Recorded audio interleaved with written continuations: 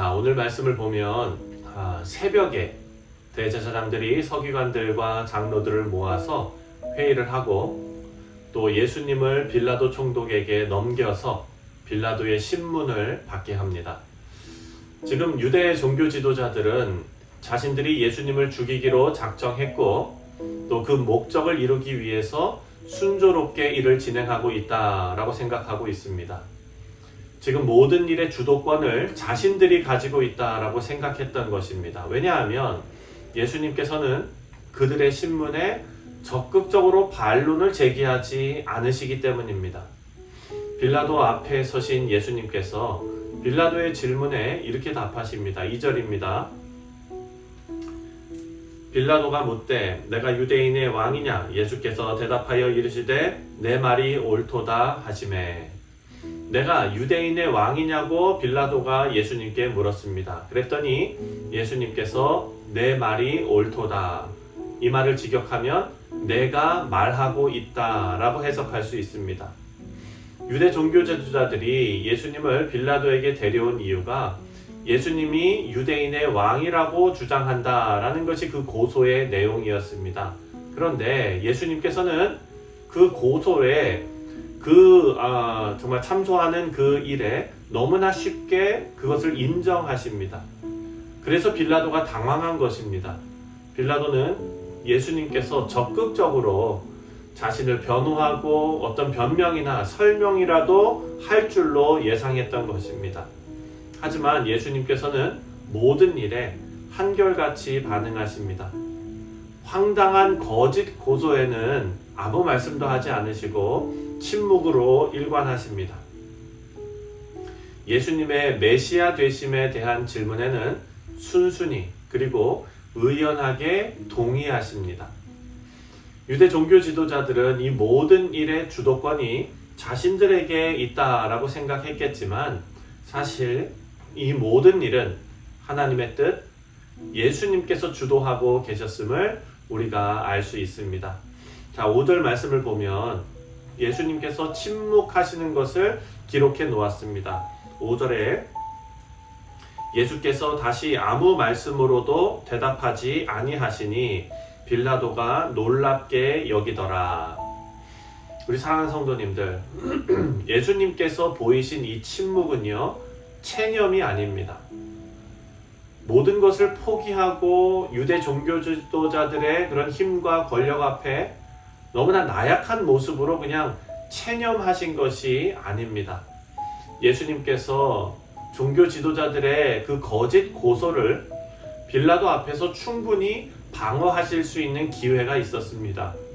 하지만 예수님께서는 아무 말씀으로도 대답하지 않으시고 침묵하시는 모습에 오늘 본문을 보니까 빌라도가 놀랍게 여기더라 라고 기록하고 있습니다.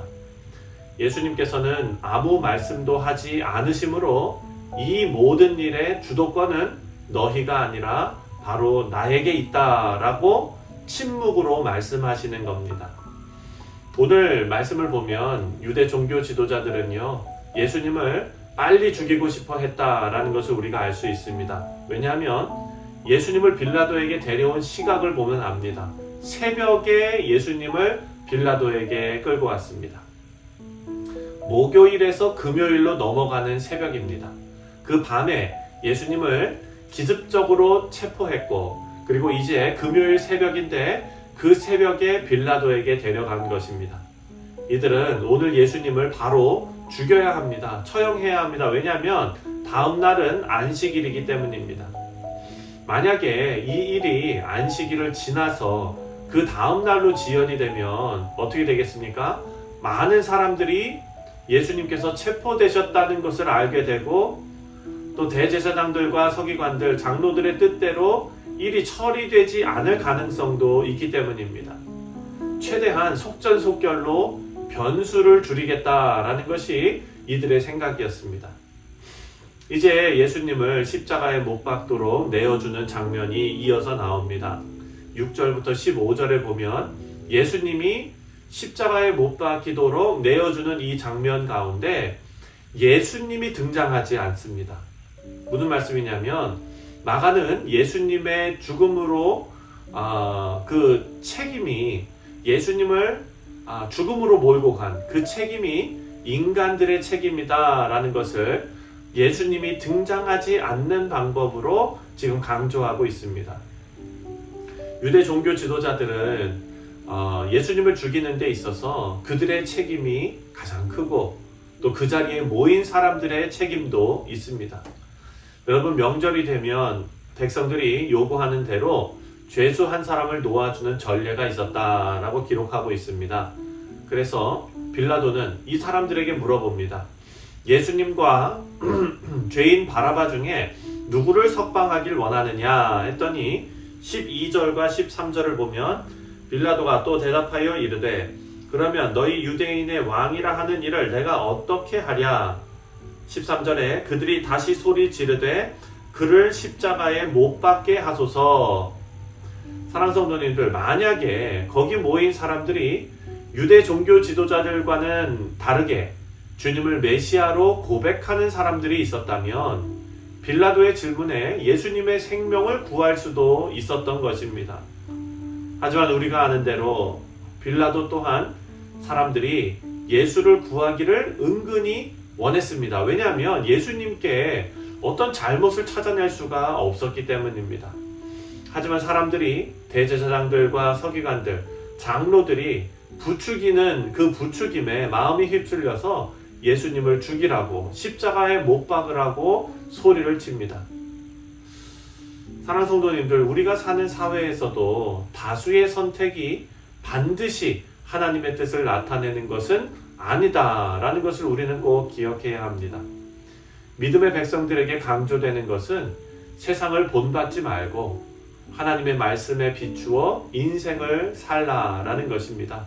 왜냐하면 그 길이 소수의 길이고 아무도 걷지 않는 길이라 할지라도 말씀이 보여주는 길이 하나님께서 인정하시는 길이기 때문입니다. 우리는 무슨 일에든지 매 순간 우리가 선택을 할 때에 하나님의 뜻이 어디에 있는지 말씀에서 찾아야겠습니다. 사람들이 어떻게 생각하는지를 물어서는 안 됩니다.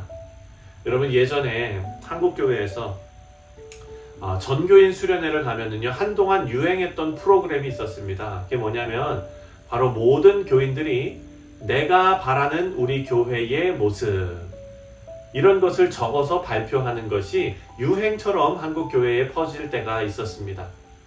하지만 시간이 지나면서 교회는 내가 바라는 교회의 모습대로 세워지는 것이 아니라 하나님께서 바라시는 교회의 모습대로 세워져야 한다라는 것이 사람들 사이 가운데 깨닫게 되었습니다. 우리 사랑하는 성도님들, 오늘 말씀을 보면 하나님의 뜻 앞에 의연하게 십자가의 길을 걸어가신 예수님의 모습과 그리고 자기의 욕망과 기득권, 그리고 자신의 자리를 위해서 불의와 타협하고 또 군중 심리에 휩쓸려서 방향을 잃어버린 사람들이 대조를 이루고 있습니다. 바라고 기도하기는 우리 복된 뉴욕 성실장로교회 모든 성도님들께서는 영원한 하늘나라를 소망하시고 하나님께서 우리를 향한 그 은혜와 자비를 베풀어 주시는 하나님의 손길에 우리의 시선을 고정하고 좌로나 우로나 휩쓸리거나 치우치지 않는 우리 믿음의 성도님들 다 되시기를 주님의 이름으로 축원드립니다. 기도하겠습니다.